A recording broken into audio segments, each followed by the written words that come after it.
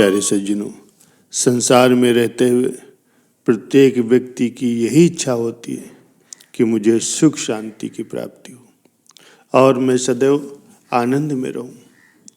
ये कोई भी नहीं चाहता कि मुझे दुख, अशांति और वेदना मिले। सुख शांति के सब तलबगार हैं, लेकिन ये विचार करके देखिए कि जिस सुख और आनंद की सबको तलाश है, क्या कभी वो सुख इस संसार और संसार के भोग पदार्थों में या माया के आडंबर में मिल सकता है? ये सोचने विचारने का विषय है। कारण ये है कि मनुष्य प्रायः सुख शांति की खोज इन्हीं सामानों में ही करता है। क्या इन पदार्थों में, इन सामानों में सात्विक सुख की प्राप्ति कभी हो सकती है? नहीं। महापुरुषों के वचन हैं, ये मीठे फल जहर भरे हैं, सुख थोड़ा और विपत्ति घनेरी। कहते हैं ये जो माया के पदार्थ हम सबको दिखाई पड़ रहे हैं, इनमें वास्तविक सुख नहीं है। और यदि इनमें कहीं थोड़ा बहुत भौतिक सुख का आभास होता भी है तो ये बहुत ही तुच्छ समय के लिए, और उसके पश्चात विपदा, क्लेश, कल्पनाएं उसको घेर लेती। तो फिर ये सुख शाश्वत कैसे हुआ? ये सोचने की बात है कि जिन पदार्थों में दिखलावे मात्र के लिए, कुछ समय के लिए ही सुख हो और उसके पीछे फिर महाविपदा का सामना करना पड़े, तो इसकी इच्छा करना गुरुमुखों का काम नहीं है। फिर ये विचार किया जाना चाहिए कि वो सत्य सुख, वो परम आनंद किस वस्तु में है। जिस वस्तु में सुख का निवास है, उसी में ही खोजने से वो प्राप्त होगा, अन्य किसी पदार्थ में नहीं। संतों की वाणी है, कस्तूरी कुंडल बसे, मृग ढूंढे बन माहे, ऐसे घट में पीव है, दुनिया जाने ना। परम संत श्री कबीर साहब जी कहते हैं, वो सुख तो अपने भीतर है, बाहर तो कहीं नहीं है। घट ही में सुख का असीम भंडार है, लेकिन उसका ज्ञान नहीं। जैसे हिरन अपनी नाभि में बसी हुई कस्तूरी को बन बन, झाड़ झंखाड़ में खोजता फिरता है, वैसे ही मनुष्य अपने घट में उसकी खोज न करके संसार और संसार के इन असत पदार्थों में वो सुख की खोज करता रहता है। जहां सुख का ठौर है, वहां तो वो ढूंढता नहीं, बजाय उसके माया के पदार्थों में, संसार के संबंधों में वो सुख की खोज करता है और अपना बहुमूल्य मनुष्य जन्म नष्ट कर देता है। प्यारे सज्जनों, जब किसी वस्तु की तलाश हो तो उसकी प्राप्ति के लिए एक तो पूरे जानकार अर्थात भेदी की सहायता लेनी आवश्यक होती, जो कि उस वस्तु का ठीक ठाक पता बता सके। दूसरे, जिस युक्ति से काम बनना है, उस युक्ति से भी काम लेने की जरूरत होती। तिलों में तेल और पुष्पों में इत्र होती है, किंतु उसकी प्राप्ति के लिए भेदी की सहायता की आवश्यकता होती है और युक्ति से भी काम लेना पड़ता है, तभी सफलता मिलती। क्योंकि कोई भी कार्य बिना युक्ति के, बिना किसी यत्न के कभी भी पूरा नहीं होता। तथा यदि युक्ति बताने वाला भेदी न मिले, तब भी काम नहीं बन सकता।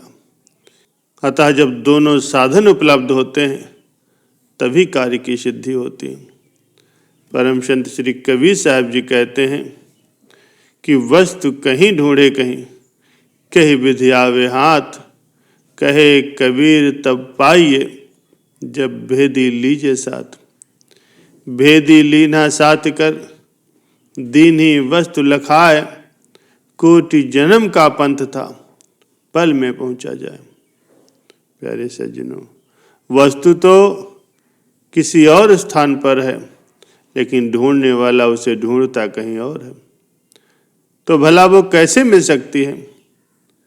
लेकिन जब भेदी को साथ ले लिया जाए तो वो भेदी तुरंत ही उस वस्तु को दिखला देगा जिसकी आपको खोज है।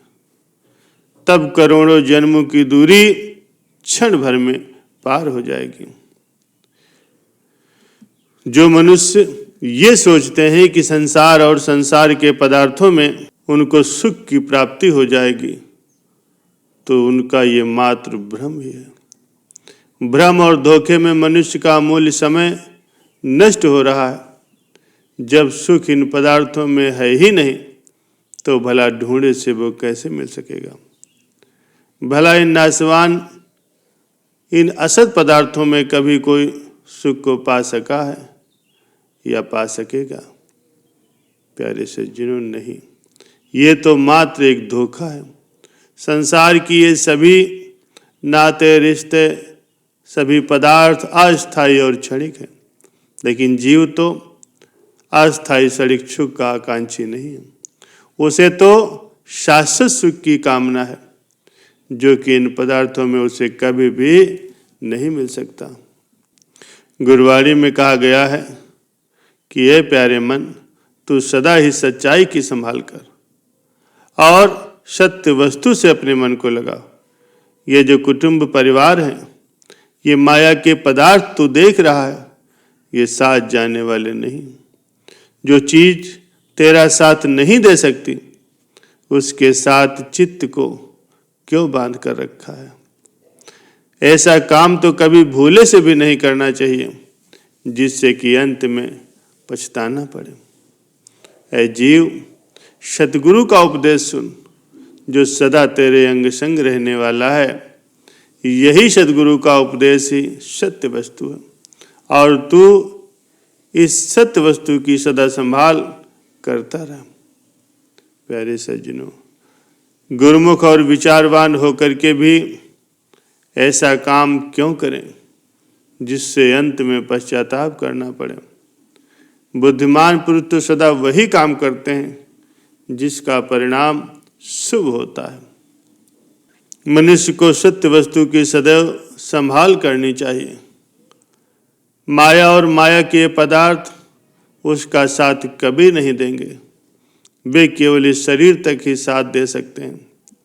शरीर का निधन होने पर तो इनका साथ छूट ही जाएगा, और ये सारी वस्तुएं तो नाशवान है और असत है। न तो ये साथ जाने वाली हैं और न साथ जा सकती हैं। न ये सुख दे सकती हैं, न ही दुख विपदा के अवसर पर मदद कर सकती हैं। प्यारे सज्जनों, सतगुरु का ध्यान ही जीव की निजी पूंजी है। जिसे संत सदगुरु का, उनकी चरणों का भरोसा मिला है, और संत सदगुरु के चरणों में जिसका चित्त जुड़ा हुआ है, उसके हृदय में सदगुरु का ध्यान बस जाता है। तो फिर संत सदगुरु भी सदैव उसके अंग संग रहते हैं, उसके सदा रक्षक और सहाय होते हैं। सदगुरु का ध्यान ही जीव का सच्चा संगी साथी है।